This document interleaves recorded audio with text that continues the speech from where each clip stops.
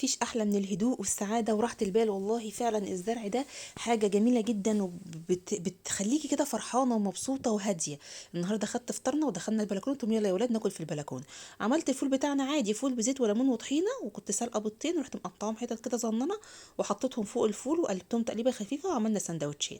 شويه بتنجان وشويه طعميه وحته جبنه قديمه، طبق قشطه، وشويه بقى الخضار المشكل بتاعهم.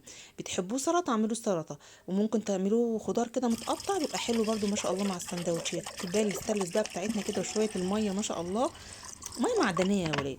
اهم حاجه بقى منظر الزرع حواليكي وانت قاعده كده، والدنيا لسه الصبح بدري والنهار مشقشق، وشويه الشمس الصغننين اللي يا دوبك منورين حواليكوا كده. حاجه ما شاء الله في منتهى الجمال. يا ولاد بجد ازرعوا، الزرع حلو قوي.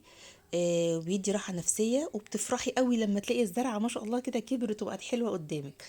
انا عايزه اقول لكم، انا بعد ما خلصت عملت كوبايه شاي بالنعناع اللي انا زرعيه، واوقات بعملها بريحان.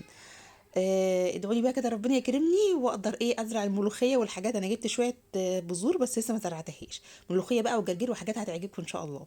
فلسه اتفرجوا علينا، ما تنسوش تحطوا لايك وتصلوا على النبي.